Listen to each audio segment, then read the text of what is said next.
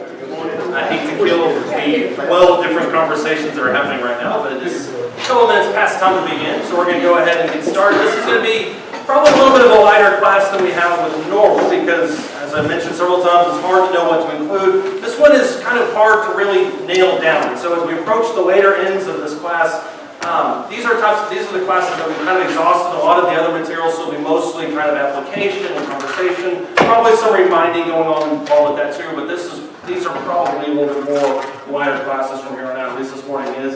We're going to begin though in 1 Corinthians 9, so if you would go ahead and jump over to that in just a quick second, and we will begin with a word of prayer from Brother Joe Curran. Our Heavenly Father, we're so thankful for this day, first day of the week, for this opportunity that we have this morning to sing together and study and worship in your name. We pray that as we're about to enter this worship service this morning, we put aside the stress and worries of this world, and our hearts and our minds not be open and receptive to the things that are discussed in this lesson and the sermon that Brother Brady is about to present to us this morning. We're especially thankful for your Son and our Savior, for the life that He lived, for the sacrifice that He made. We pray that each morning and each evening before we go to bed at night, remember that debt that we owe our Lord and Savior. We pray, Father, that you be the sick of our number. Ask that blessings be upon them that they might make a speedy recovery from their illness. Please be with those of our number who are about to travel. Give them a safe journey to their destination and back home again.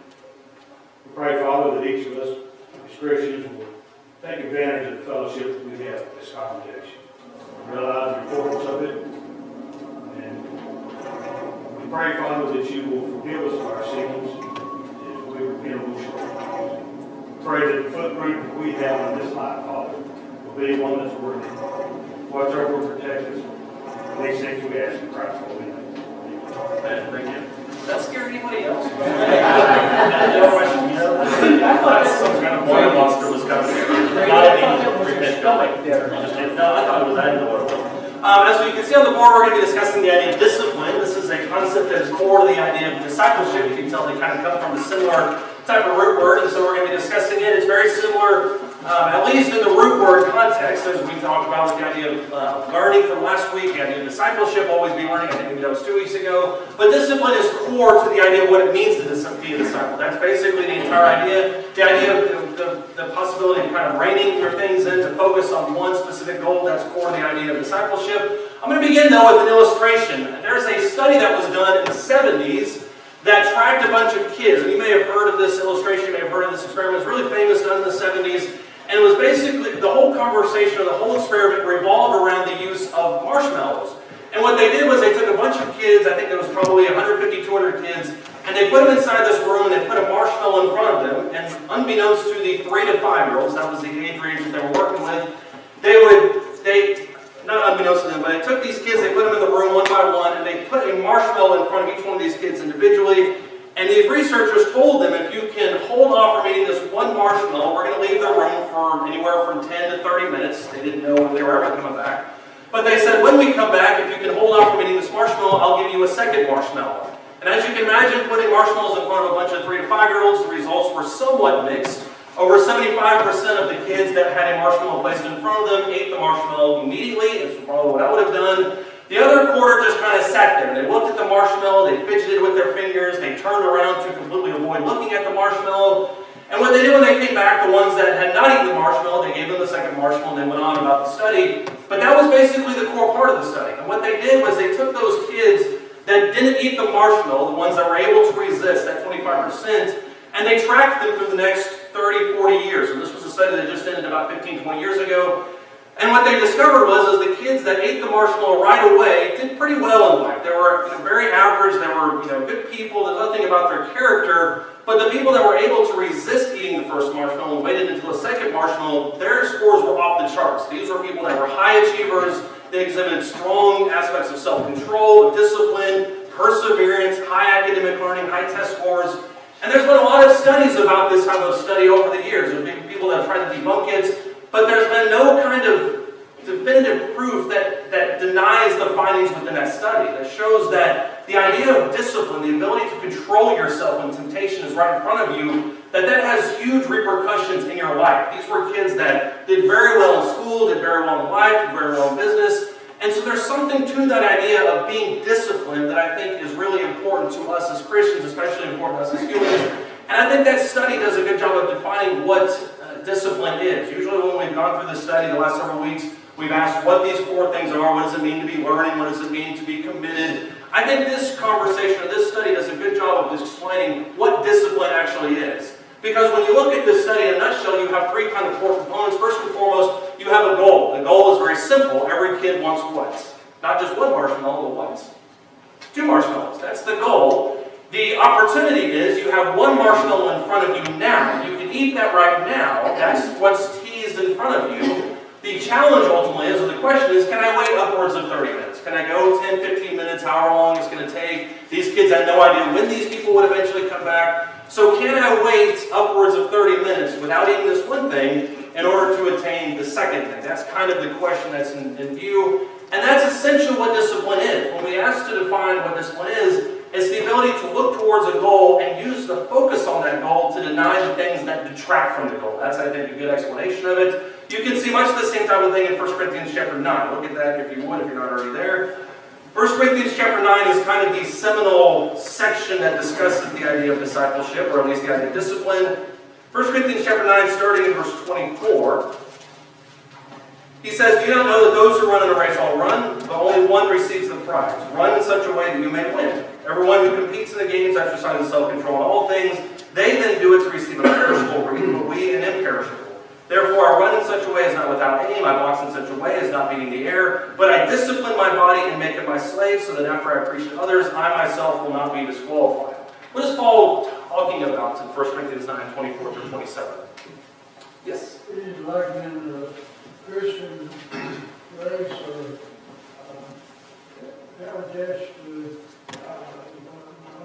contest they had similar to ours. Right. Yeah, he talks about kind of the Christian race, and this is a really, probably of all the passages that Paul has written, this is one of those that's most well known. He does describe the Christian life kind of in terms of what they would have understood with competitions and stuff like that. What does he teach here in these 4 verses, 3 or 4 verses? He's talking about being focused and on a goal and not letting anything take you to the side of it. Right, he's talking about being focused on one specific goal and not letting anything kind of detract from you. This is something we'll discuss here in a second, but this idea is pretty central to, at least especially in the Old Testament. We see this idea all over the Old Testament. It's not so much explicit and new, at least in this kind of continuous way. But in the Old Testament, what you see, and we'll talk about this more here in a minute, is you see these ideas of not turning to the left or to the right. Don't go this way, don't go that way, always go forward. That's the same concept, more or less, that Paul is discussing here in 1 Corinthians chapter 9 when he discusses the idea of discipleship or the idea of discipline. He says, run in such a way that you may win. The only thing that matters in our life as Christians is what? Everything else falls secondary to what? Heaven, exactly. Our goal, our entire being is to live a life eternal with Him. So that's more or less what he discusses here. When you look at the context of 1 Corinthians chapter 9, he does a really good job of kind of elaborating on this. Because this section, verses 24 through 27, doesn't just happen in a vacuum. There's context before, there's context after. All of it kind of builds into what he's discussing. What is his overall idea here in 1 Corinthians chapter 9? Because I think this paints a little bit of a different picture of it. What is the overall discussion here in 1 Corinthians chapter 9? Yes. You're kind of wary about that. Seems like one place he said, run is if you hang on and want to go Right. and it's running or racing. Not so much. We really got one goal. Right. But running is just Yeah, in verses 24 through 27, for sure, that's exactly what he's talking about, is run in such a way that you may win. And of course, when we look at this, when you isolate those 4 verses, the logical conclusion to the answer, what is the goal that he's talking about here, the answer is always heaven, because that's ultimately the goal for every Christian, and I agree with that, that's kind of the far-off goal. What's the goal specifically as he mentions here in 1 Corinthians chapter 9? Look at the context. What's he talking about? The entire context of Genesis is his choice, his freedom of choice. Right. Okay, you're talking about he's free to make the choice of what to do. That's 90% of it, as usual with Nathan, he leaves off the most important part. But what's the ultimate part of 1 Corinthians chapter 9? Because that is a great start to it. But what is 1 Corinthians chapter 9 about? It's not just about his choice. That is, his choice is important, but his choice in what?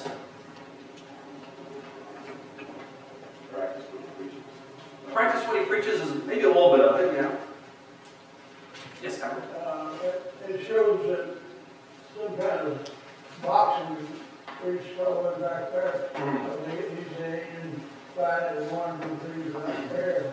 Right, and what that shows is it's not pointless. It's not, nothing that he's doing is pointless. It's without aim, without effort. There's a very specific goal in 1 Corinthians chapter 9 that Paul has mentioned. Now, he actually begins this, and we'll discuss this aspect a little bit more in the sermon, but in chapter 7, chapter 8, he builds into it, chapter 10. But chapter 9 is that focal point. Yeah. Are you talking about verse 18?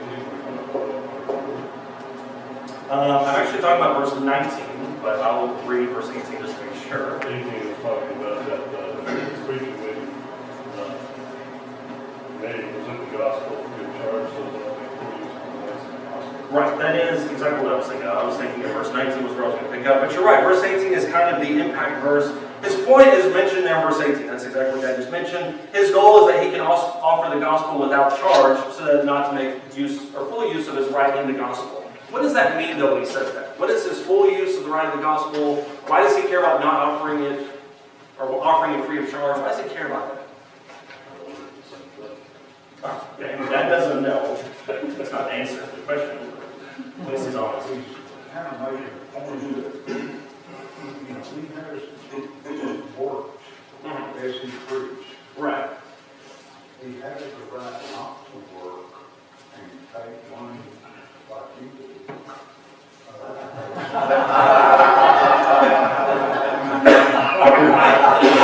Usually in our banter back and forth, we get a bit above board.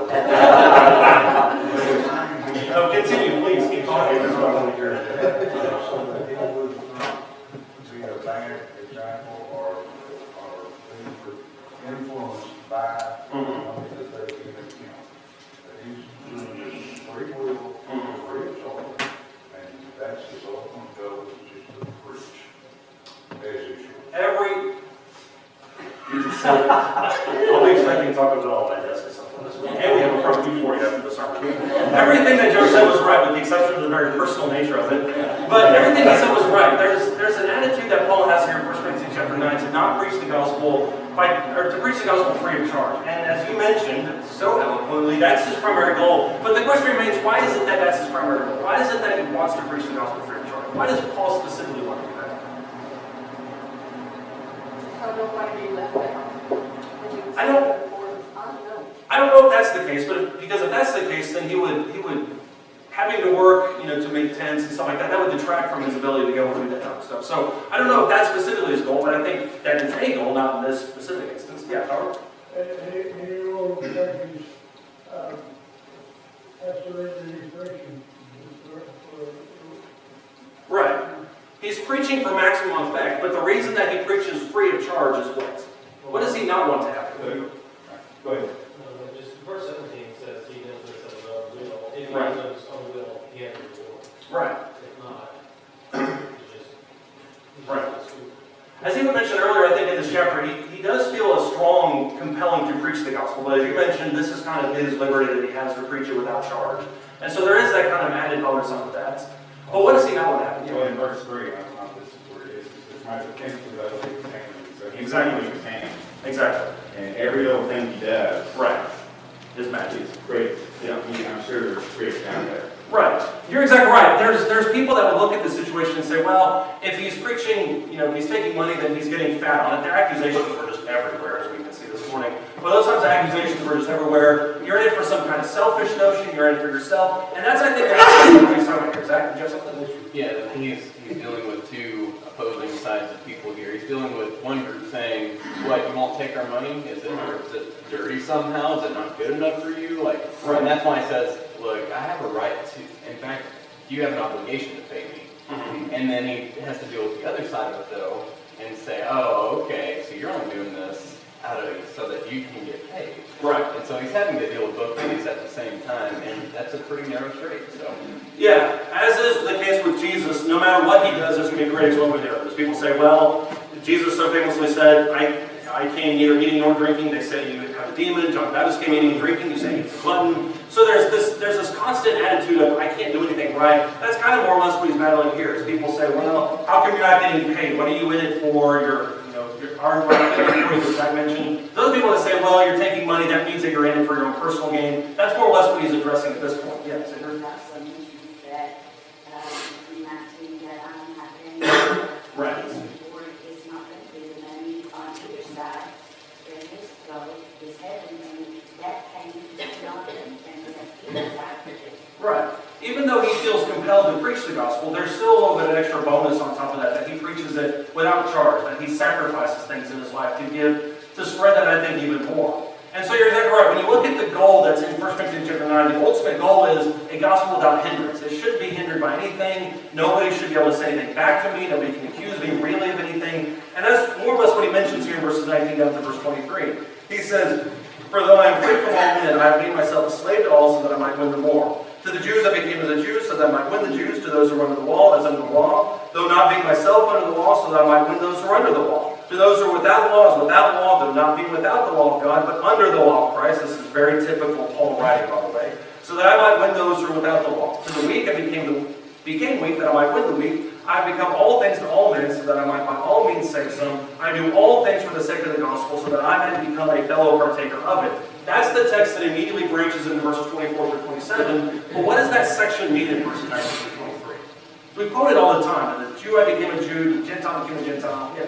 That you are not selfish and remember the personality. I really know. Well, no, you're right. You're on the right track. I want to preach the gospel to everybody without any kind of hindrance. It's not, and this is the approach that denominations in the world sometimes is tempted to take, where we say, well, in order to bring the gospel to somebody, I've got to change the gospel a little bit. I've got to alter it so that they can be more amenable to it. That's not Paul's goal. Paul is not saying I'm going to fundamentally change the core of the gospel. What is he saying in this passage? What is he changing? Changing how he's approaching it. Right. He's not going to talk to the Jews about the gospel while chewing on a piece of bacon. That's true. He would do that anyway, but you're right. It's certainly not. Yeah. Just to the point being, if you come at it with a mutual where they're coming from, Right. Yeah. Yeah, you're not going to be able to teach them the gospel if you come at it in an antagonistic manner. I think that's at the core of what he's talking about. And you see this in the book of Acts, where he takes Timothy or Titus and circumcises him, at least if I remember that right. He circumcises him so that his entrance into these people will be better, will be more amenable. And so that's more or less what he's talking about here. I'm willing to change certain aspects about my life to interact with different groups of people. That's his focus here. but Go ahead. I'm sorry. Whatever it takes, we're doing guidelines of what the Lord's teaching. Right. I'm not going to change the teaching, but I'll change my approach somehow. Or I'll change things about myself that are not, wrong for me to change, but I'll change certain things in order to make that approach better. Well, that's what I'm saying. Yeah. The one there is what you mentioned earlier with the denomination, changing some of the core. He's doing Yeah. this within what he's trying to do. Right. And I hate to use, and you're right, I did use the phrase denominations of the world, and it's very obvious in that time, but we can make that same temptation to it. So we have to make sure that we're not fundamentally changing the gospel in order to bring the gospel to people. Verse 23 says, I do all things for the sake of the gospel. Right. There's nothing that's more important to him than bringing the gospel to people. That's something we'll discuss here in a second. Yes, No, I was just going to say that he's putting himself in a position where he can say, if you're going to reject this, it will be because you're rejecting the gospel. Right. Not because you're a Gentile. Or, well, but you're a Jew, and we're all Gentiles. He's saying, look, I'm going to remove all of your excuses. If you're going to reject this, it's going to be on the basis of the gospel, not on anything. Now, they did say that, but they were wrong in saying that. You're wrong, Paul, and so I'm not going to listen to you. They said that, but they didn't have any real grounds for it. Yeah, Howard? We read in places where they sacrificed their own wants and wishes and so forth in order to teach others. Yeah. Yeah, I mean, you read about it in several places where they sacrifice things about their life, and then we're going to read that here in a second, but you're exactly right. There's lots of sacrifices that are being made. What are some of those things he sacrifices in this chapter? Look towards the very beginning of it.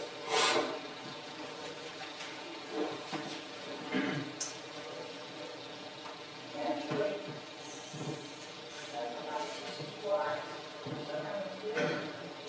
Right. He sacrifices. Right.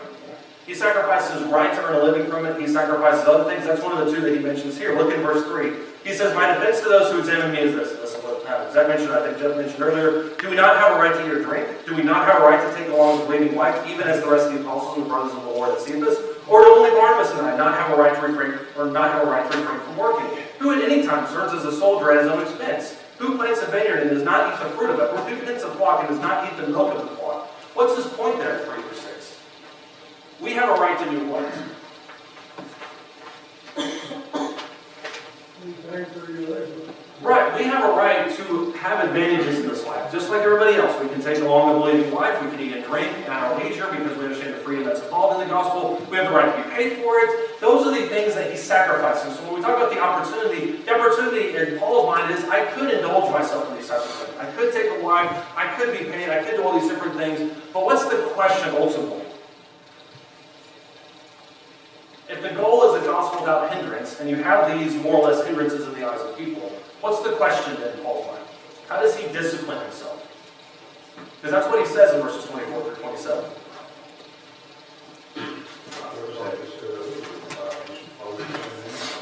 Right. Right. Right. Can I forego these things in order to make the gospel spread as far and as wide and as effectively as I can? That's ultimately the question. When you look at verses 16 through 19 of 1 Corinthians chapter 9, I think you can see this kind of in spades. Actually, in verses 15 down to verse 18, he says, I have used none of these things. And I have not written these things so it will be done so in my case. That's not my goal, so that I can start being paid, in other words.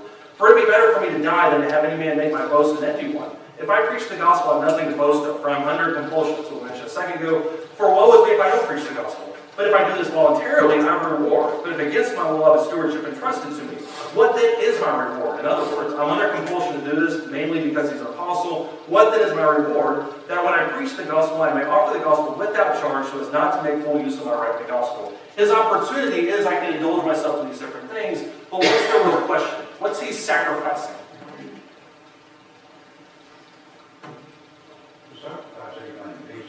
He sacrifices anything he needs to in order to make that number one goal a reality. That's what we mean when we talk about discipline. When we talk about heaven as our goal, and that's the ultimate goal for all of us as Christians, or evangelism, or freeing yourself from temptation, or whatever the situation is, the question is, can I resist these types of things in order to make that thing that I'm pursuing a reality in my life? That's the core focal point of discipline.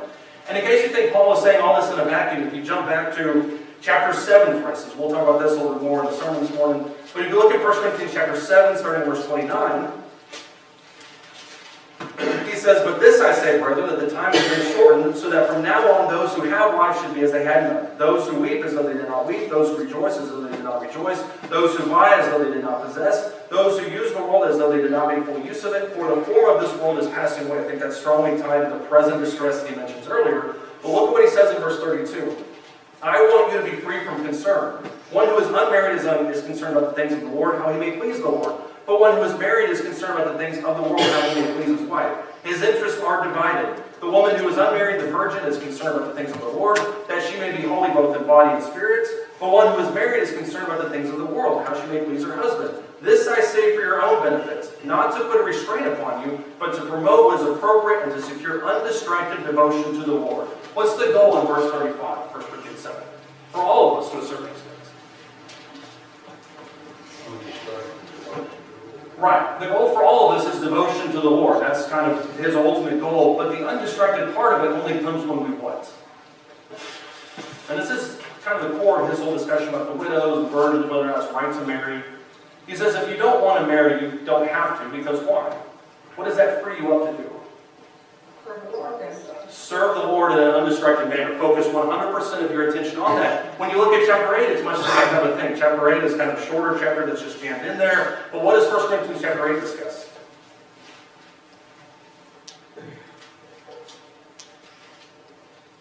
Corinthians is very easy to know the topics because he says in verse 1, now concerning things, now concerning things. What's the focal point of 1 Corinthians chapter 8? The things sacrificed to idols. His point in eating meats is not that you shouldn't eat meats necessarily. What's his point? Do not lead the new weak brother back into the sins he just came out of. Right, don't eat meats if it's going to cause somebody else to stumble. We know that we have liberty and freedom in the gospel, but don't do it if it's going to cause somebody else to stumble. So the same idea that he makes in chapter 9, he mentions in chapter 7, is what he represents in chapter 8. There are certain things that we have the freedom to do sometimes, but we don't do why? Because our ultimate goal is what? The ultimate goal is to win souls. That's where that discipline comes in. And you can see kind of finding its fulfillment in chapter 10. Chapter 10 all the way down to verse 13 is people did this, they walked through the same sea, they did these things, they ate the same spiritual food, but not all of them made it to Canaan. Why? Essentially because what?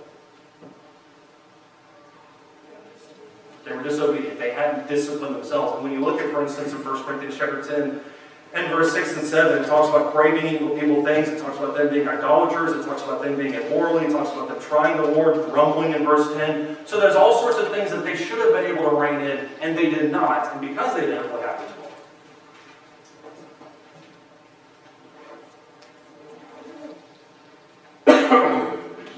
They did not reach the goal exactly. That's discipline in a nutshell. Being able to move the things that don't matter out of your life so you can fully focus on what does matter and achieve your goal.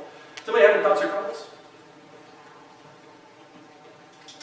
Let me ask you this. Why is discipline important to a disciple? Besides the whole idea of being your one singular goal. Discipline is important to anyone that has a goal. Right. It's not just this, just for following Christ. It's doing it. If you're going to advance in business, if you're going to do well for your family, if you're going to run any race, you have to be disciplined in what you do. You can't just fly in the wind and do whatever you want to do. Right. Yes. Yeah, you definitely don't want to fly in the wind and do whatever you want to willy-nilly. But you're right. It keeps you focused on what's important, and it keeps the distractions away from you. And that's I accidentally clicked up there. It keeps us focused first and foremost on what's important. Zach? I would just say that if it's worth doing for the long run, then it will not happen accidentally. Right. And if you can do it in a day, if you can do what the common person can do, then it's no more than common. But if it's going to be something truly extraordinary, you're trying to build a business, for example, or you're trying to run a marathon or something like that, there's not a person in here that can do that in a day. They can't do it in a week. So what that takes is, that takes some kind of discipline to train yourself or to progress that. Right. Because again, if everybody could do it without discipline, then you would see these mega million businesses everywhere, and everybody go run a marathon. Yeah. But it takes that drive and that discipline to do what others are not. Right. There's a term for people like that. They call them 10-year overnight successes. Because what appears to be overnight, it takes years and years of work to back it up. And you're exactly right. Nobody sets out to run a marathon and it's 100% easy to hold it. There's going to be ups and downs. But during the downs, you have to be disciplined. It's the exact same way in the life of a Christian, which is why I think Paul's use of the idea of boxing, the idea of running a race in 1 Corinthians 9 is so apropos. There's going to be trials, there's going to be struggles, but discipline keeps you focused on what's important. What does Luke chapter 9, verses 23 to 25 say? Is anybody there? What does it say? Take up your cross and follow me. That's verse 23, right? And what does he then end with in verse 25? Right. Right. Right. There's the attitude of sacrifices. Verse 23, take up your cross and follow me. Verse 24, the idea that there's going to be, you need to humble yourself in order to be exalted. You have to lose your life in order to save it. It's kind of this juxtaposition that we have. Verses. Exactly. Verse 25 finishes with that famous phrase, what do you really gain if you gain the entire world and yet lose your own soul? And that's part of what Jesus says in other passages. When he mentions, cutting off your right hand if you can save your soul, plucking out your eye if it means saving your soul. Those are the types of sacrifices we need to sometimes make. Hopefully not plucking out eyes and stuff like that. But we need to make extreme sacrifices sometimes in order to achieve that goal. And what Jesus teaches in Matthew 6 is what he teaches here in chapter 9, is the dedicated focus on what is primal and what is important. That's the only thing that matters. It also gives us some kind of goal to aim towards. Hebrews chapter 11, there's a whole bunch of different things that are mentioned here, but I love what he says about Moses in this passage. Hebrews chapter 11, starting in verse 23. He says, by faith, Moses, when he was born, was hidden for 3 months by his parents because they saw he was a beautiful child. My parents did the same thing. They were not afraid of the king's edict. By faith, Moses, when he had grown up, he refused to be called the son of Pharaoh's daughter, choosing rather to endure ill treatment with the people of God than to enjoy the passing pleasures of sin, considering the reproach of Christ greater riches than treasures of Egypt, because he was looking towards the reward.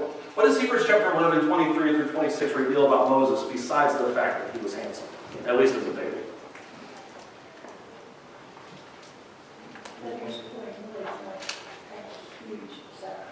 That he was willing to make a huge sacrifice. Yes, he was playing the long game. He wasn't just looking for the pleasures of Pharaoh's house, which, by the way, there's a lot that gets lost in these types of translations. When we talk about Paul's sacrifices of not taking a wife, not being paid, not eating and drinking whatever he wants to, we underestimate sometimes the amount of sacrifices that Paul went through just to bring us the gospel. And so I don't want to just pass over that, and I don't want to pass over it here with Moses. Because if you're a kid in Pharaoh's house, what do you have access to as a 20, 30-year-old? Everything. Right. You're not talking about a kid that's living on the outskirts of a suburb who, has normal average life. Everything in the entire kingdom is at his disposal. No responsibilities to speak of, really, because the other people handle that type of stuff. He's in the greatest empire in the known world at that time. He has everything he could want. And yet, Hebrews 11, 23 through 26 describes what? That Moses made a what? He made a choice, exactly. What was that choice? As Nathan said, to play the long game. Well, what was that choice? So God over all the riches. Right. I'd rather go through pain now and be with God forever than deal with the passing pleasures of sin, as it so eloquently puts it. And this is where Moses' upbringing comes in mind. Because you remember, Moses was placed in the river, but who raised him? His mother. Yeah, exactly. So he probably heard those stories about Abraham and those things like that. That's what he's communicating into the nation of Israel. So Moses had heard those stories, and he makes the conscious decision to align himself with those instead of the passing pleasures of sin. Hebrews 11 is fantastic with these types of little illustrations. It gives us a goal to aim towards. It also teaches us, I would argue, to stay on course. This is what we mentioned earlier when we talked about the whole left and the right thing. Deuteronomy 28, the entire book of Deuteronomy is basically I don't want to say rehash, I don't mean it in a negative way, but it's a repeat of the law. This is Moses' last sermon that he gives towards the nation of Israel. By the time you arrive at Deuteronomy 28, it's a very black and white chapter. This is the rewards, this is the cursings, the blessings and curses, but it all hinges on obedience, as he mentions here in Deuteronomy chapter 28.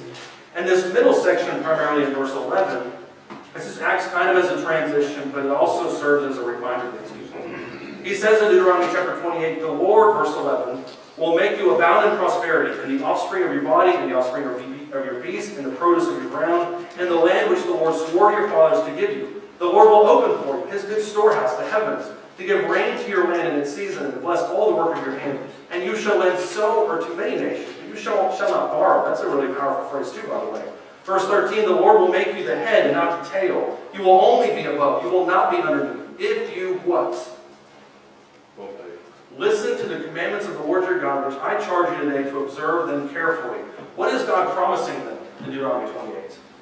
In verses 11 through 13. By the way, it begins all the way back in verse 1. Everything that the world has to offer, good things. Everything that the world has to offer, and you're right, and that makes it sound very carnal or very secular in nature, but what is he offering them? Blessings. Unrestricted blessings. Unrestricted blessings, the exact phrase, and I don't know how you didn't think of this, but the exact phrase that I was thinking was the assistance of the divine. Literally, you are going to be the preeminent nation in the entire world. You'll never be the tail. You'll always be the head. The heavens themselves will be opened up for you. If you what? If you only...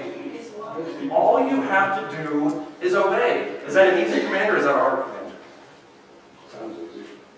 Yeah, this is the archetype of easier said than done. Because as you can observe in Israel's history, what did they not do?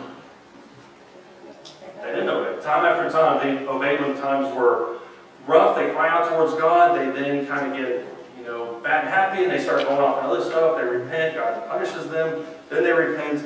He says in verse 14, do not turn aside from any of the words to which I command you today, to the right or to the left, to go after other gods to serve them. What does he advise them to do in verse 14? Stay in your lane. don't go after other gods. This isn't just talking about, don't build temples to other gods. What does he mean when he says don't go after other gods? Don't just not build temples to them. Don't make them your God, right? But don't what?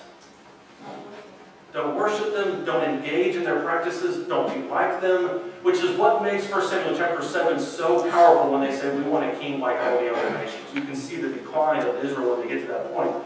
But what he's telling them is, I don't want you to turn to the left and the right. I want you to focus in on me. What's the modern day parallel for us? Besides obedience, that's the obvious one. What's the modern day parallel for us in verse 14? Do not turn aside to the right or the left.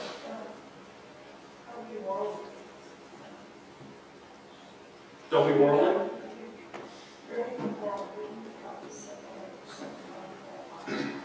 Right. It's very easy to make a political joke here and say don't go conservative or Republican, don't go Democrat. That's not what he's getting at here. Yeah, John? Well, I think what you're getting at is our focus is Jesus and the cross and our salvation. Mm. That's our focus. That is our focus. You're exactly right. Our focus is obedience towards Him, focusing on what the Scripture's saying, obeying what it says here. So what is the right and the left thing? This isn't necessarily definite. I'm not looking for one exact thing. I'll make it a little more definite for you. On one hand, we could go too far conservative and start saying, look, this is an ultra-literal approach to everything and binding what is not bound and things like that. On the other hand, you can say, yeah, friendship with the world is not as bad as you're all making it sound. And it's okay if we use a little carnality. It's okay to appeal to the appetites to get people in, or to go too far the other way. Yeah. Of, I'm just going to abandon this altogether because there's more than one way to heaven. So. Yeah, you can make it, and you're right, you can't make it specific and say you can buy too much or buy not at all. So you can go right or left in a very specific way and say, well, there's multiple ways to heaven, or, it says everything very literal, and when Revelation talks about scorpions coming from the underworld, then that's exactly literal, and it's going to say that it's going to happen. Or you can go the opposite direction. Did somebody have something over here? Yeah, Karen. I also think it pertains to us and our own temptations. Robert, you're supposed to study, focus, and stay on course and do things you need to do to obey the Lord. But things are always coming at us from different directions. It's Right. like driving a car.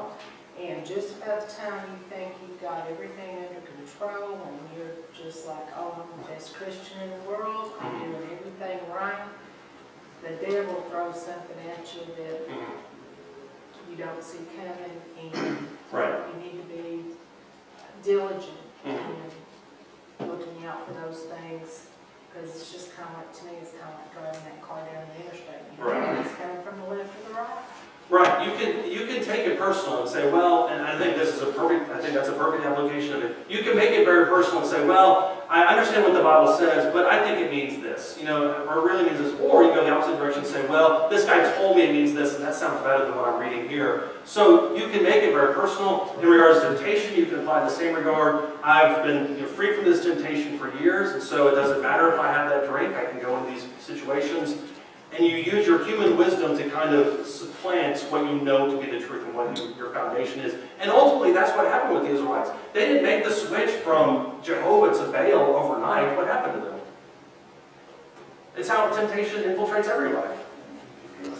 You have a little bit here, a little bit there, and it just kind of drifts into your life. By the time you reach Solomon, it's gone completely haywire. So that's more or less how it enters in. Paul uses the same illustration in 1 Corinthians 5 when he says a little leaven leavens the lump. It infiltrates small and it blows us big from there.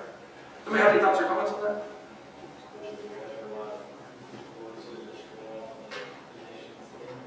Right.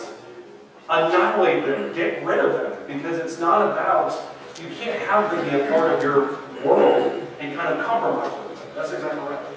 What's the number one enemy to self-discipline and self-control? Self-interest. Self-interest? Yes. I'd say self-indulgence. Self-indulgence, I'm noticing a theme here. I'd say a goal is in my self-interest. But self-indulgence is directly working against that goal. That's true, yeah. I know it's in my best self-interest, but I'd rather do this. I'm going to indulge that with myself. Yeah. So it's like the thing itself, right? That is the thing, yes. See, me and Jeff are right in line with each other, as always. What else would you say is the number one enemy of self-control? When you know what you should be doing, what's the number one thing that throws you off track? Distraction. Distraction? That's a good one. Do you say distraction? Any distraction. Any distraction, yeah. No matter what it is or how little it may seem to you, it can totally throw you off course, yeah. I would say it's still that thing that Adam and Eve ran into, and it's all through the Bible. Lust of the flesh, lust of the eyes, and pride of life. Right. Once again, me and Dad showed the same things. We'll get to that in a second. But you're right. It's that distraction, kind of what he was talking about, that self-indulgence, the self-interest, that type of stuff. I would pin it as emotion. Because when you know what the right thing to do is, you know that fundamentally in your brain, how does emotion throw you off track? It makes you impulsive. I think that's the number one thing. Everybody knows you're not supposed to have an affair. Why do people have affairs? Even the world understands that. Lust is, but where's the root of lust? Nobody plans, well, hopefully nobody plans to have an affair. But in the moment, what makes you put your good judgment to the side and engage in what you know you shouldn't do? When that opportunity and that desire are there at the same time. The opportunity and the desire meet. That's when you have sin. That's when you have temptation in full bloom. So there's emotion enters into the situation and throws us way off track, which is one of the reasons why, of course, Solomon's perfect to talk about this. Proverbs 25, verse 20, he says, like a city that is broken into without walls is a man who has no control over his spirit. Why can Solomon say that? Well, besides his own personal stories. But why is that true? Like a city is broken into without walls, a man who has no control over his spirit. There's nothing there to prevent it. There's no barriers there. If you have no control over your spirit, what are you susceptible to? If you're just emotional and impulsive, literally anything goes. If it makes me happy in the immediate, then I'm going to go after it because that's what I want to do right now. There's that self-indulgence that Zach was talking about. I love what Paul has to say in 2 Timothy chapter 1 verse 7 when he says, God did not give us a spirit of timidity, but of power and of love and discipline. Keep in mind too that when Paul is preaching, I think it's in Acts 22, I can't remember who it's to. I think it's Felix. I'm probably wrong about that. But it mentions, I'm getting the scripture verses all wrong, but it mentions that he reasons about righteousness, self-control, and their judgments to come. There's a reason why self-control is there. It's in 2 Timothy chapter 1, verse 5. How big of a role does self-control play in our lives? We saw it in 1 Corinthians. It keeps us from what?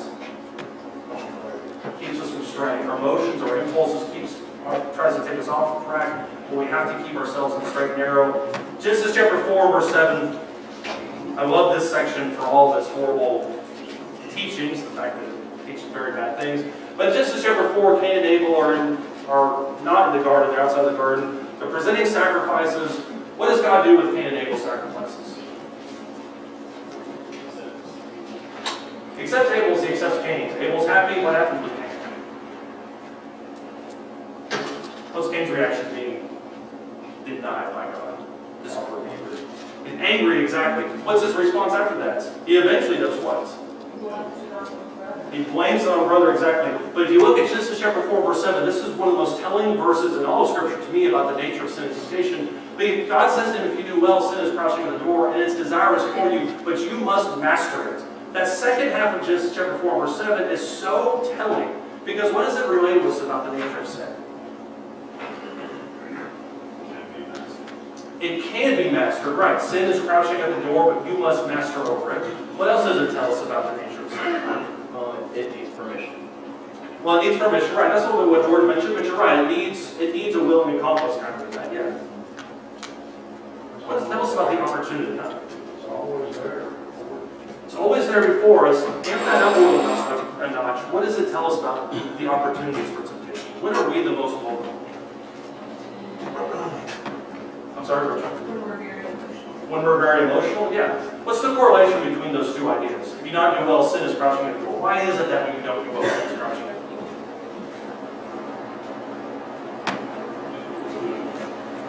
You're weakened, you're disillusioned a little bit with God, right? And you're what? Right, you're not in control. You're off the reservation a little bit, and the temptation is to do what? To give in, to go all the way. And as Cain showed in Genesis chapter 4, verse 7, we try to deflect the blame for us by doing what? Putting on an external circumstance. It wasn't my fault. I'm going to blame it on Abel. He made me look bad. And that's what we tend to do sometimes when we find ourselves in error with God. Instead of sharpening ourselves and disciplining ourselves, we tend to deflect away from somebody else's blame circumstances for our situation. And you see that with Cain and Abel here in the circumstance. This is how we'll end this morning about how to kind of form discipline with our life, and we'll just kind of run through these very quick. In order to have discipline in our life, the very first thing we need to do is we need to identify weak points. This requires, according to James chapter 1, being able to look into the mirror and, sorry, I pressed the wrong button. It requires us, I'll just read it, I'll get it in a second. It requires us looking in the mirror and being honest. That's the second one, is to own the weak points. To not only identify those weak points, but to own the weak points and make them our own. Know that we're the ones that are responsible for those.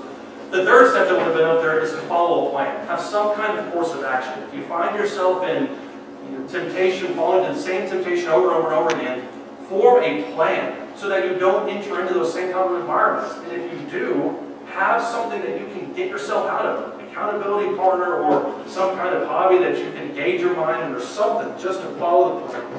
The fourth thing I was going to put up there was accept self-discipline. It's not easy to discipline your body, discipline your mind, discipline your spirit to follow that path. But we have to accept that it's going to be painful at times. The fifth thing I had up there was to accept God's discipline. Understand that the only reason that you go to discipline, or that God only disciplines those whom He loves, as Hebrews chapter 12 discusses. Somebody have thoughts or comments about a slide that's no longer up there? James chapter 5 verse 7. Resist the devil and he will flee from you. Yeah, Zach. It's going to start with me and you, and you, and you, and you, and you. It starts with the individual, though. Right. And at some point, I cannot wait for you to make my life right, or the elders to make my life right, or the church to make my life right. That has got to be something I have to take ownership of. Right. And only then will any of that do any good. Because we can continue sitting here saying, yeah, Brady, that sounds good and in order and everything, but if that's as far as it ever goes, nothing will ever change. Right, we have to take ownership of it. We have to, and nobody likes being told that they're wrong, and you certainly don't want to tell yourself that you're wrong. That's even more painful. But you have to be willing to do that, or no change will take place. I thought you were going to pull a Joe and get personal and go for a second. No. All right, if there's no other thoughts or comments,